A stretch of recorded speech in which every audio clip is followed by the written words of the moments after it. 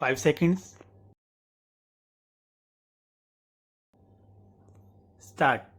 It is urged by him that the High Court has fallen into error by opining that there was no jurisdiction to exercise jurisdiction under Article 226 of the Constitution of India, whereas the facts stated warranted deletion of such an observation by the DRAT, as a tribunal has no jurisdiction to grant such liberty, and especially when a settlement between the borrower and auction purchaser had been arrived at.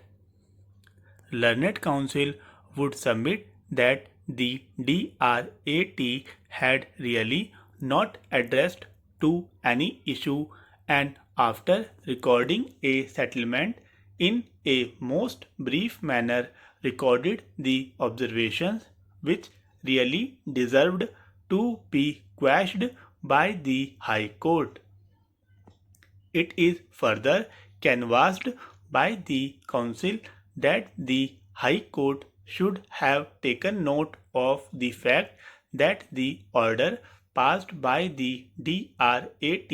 had already been complied with, and it was absolutely unnecessary to drag the bank to a further litigation which is contrary to the spirit of Act and the purpose of recovery of debts due to Banks and Financial Institutions Act 1993.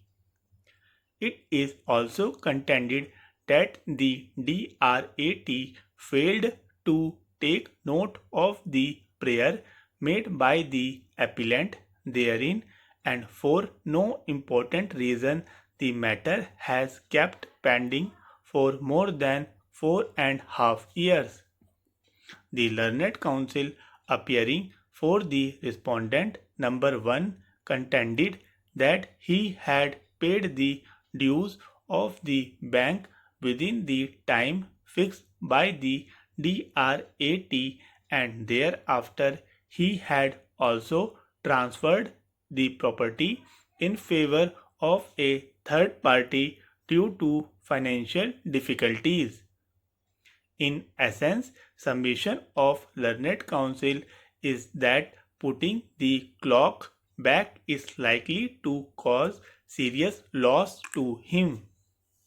The Learned Counsel, appearing for the auction purchaser, submit that on the basis of the liberty he had already filed a suit in the Delhi High Court and is entitled to pursue the remedy because of action was taken in hot haste in by the bank in putting the property into auction without indicating that litigation was going on between the borrower and the bank. It is urged by him had the said fact was made known,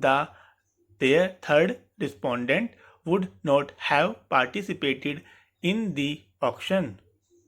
It is argued by him that his claim for damages cannot be nullified the decision of the High Court. Before we dwell upon the jurisdiction of the DRAT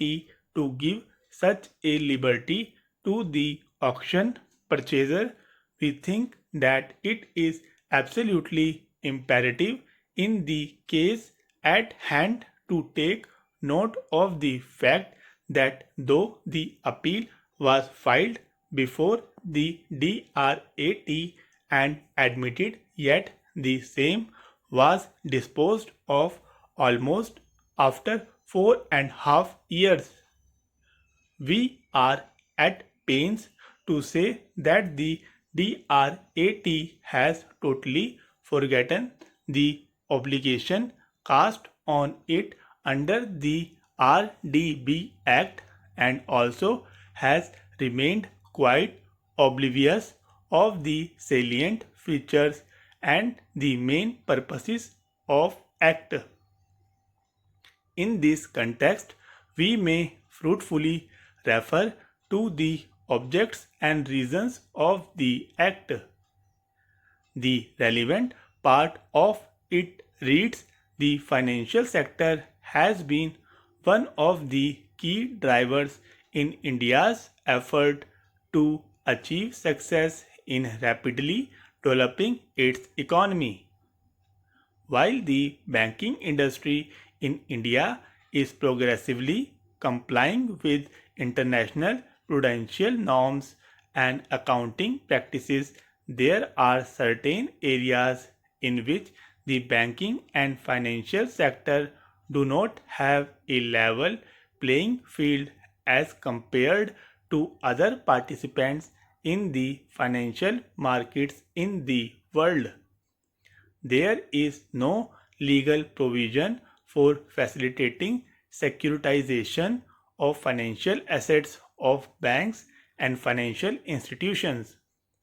Further, unlike international banks, the banks and financial institutions in India do not have power to take possession of securities and sell them. Our existing legal framework relating to commercial transactions has not kept pace with the changing commercial practices and financial sector reforms. This has resulted in slow pace of recovery of defaulting loans and mounting levels of non-performing assets of banks and financial institutions. Narasimham Committee, first and second, constituted by the central government for the purpose of examining banking sector reforms, have considered the need for changes in the legal system in respects of these areas.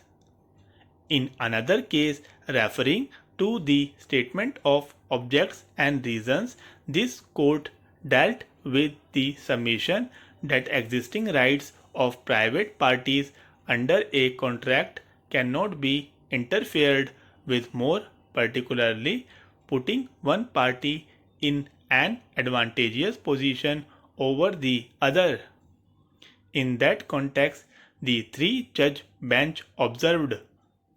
as discussed earlier as well, it may be observed that though the transaction may have the character of a private contract, yet the question of great importance behind such transaction as a whole, having far-reaching effect on the economy of the country, cannot be ignored purely restricting it to individual transactions, more particularly when financing is through banks and institutions utilizing the money for the people in general, namely the depositors in the banks, and public money at the disposal of the financial institutions.